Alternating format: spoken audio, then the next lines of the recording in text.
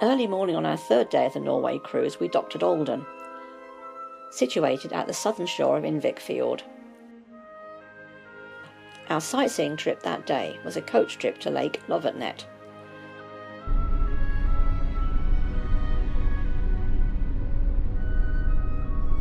The road alongside the lake was narrow and scenically beautiful. I do hope the driver was looking at the road, not the view.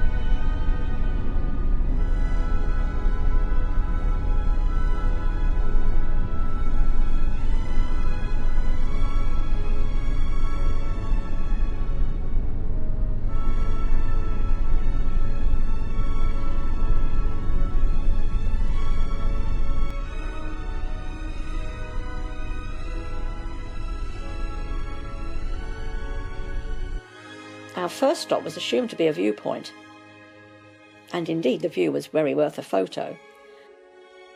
But it was also a memorial.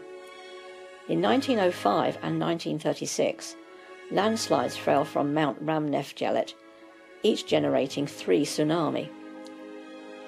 The waves destroyed the villages of Bodal and Nesdal and the neighbouring farms.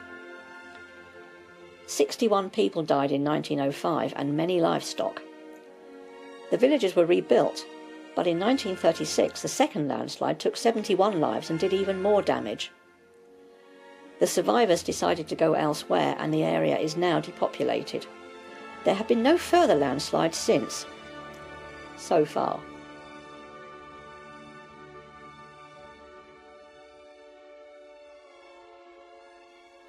After taking our pictures, we returned to the coach and made our way to Kjendalstova at the very end of the lake. Here we boarded a boat for the trip back up the lake to take in the scenery from a different angle.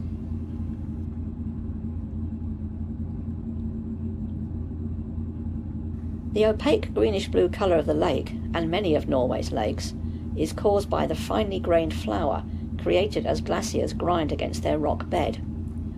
This rock flour gets carried in the meltwater under the glacier, and often down the many waterfalls, to the lakes.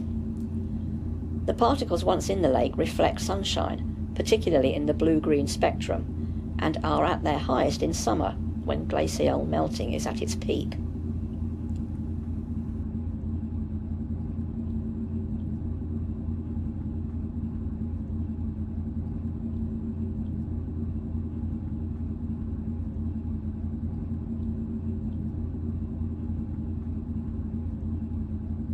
The grass roofs of houses was traditional in rural Scandinavia for hundreds of years, but from the 18th century tiled roofs as used in towns gradually became more common, until a revival of tradition caused a renewal, in particular in the growing demand for holiday homes and lodges, which these appear to be.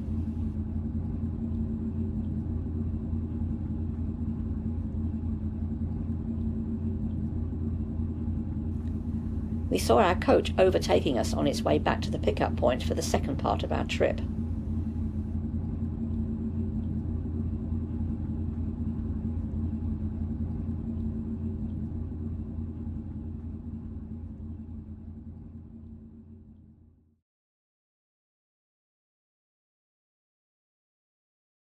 There's not a lot of room here.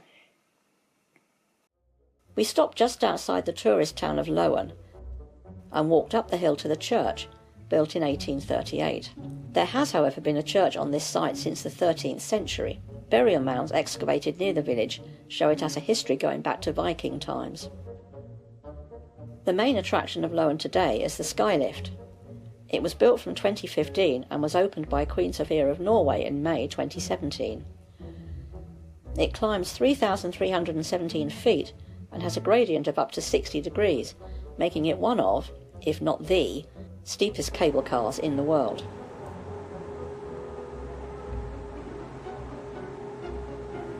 The gondola is 560 feet above the ground at its highest point.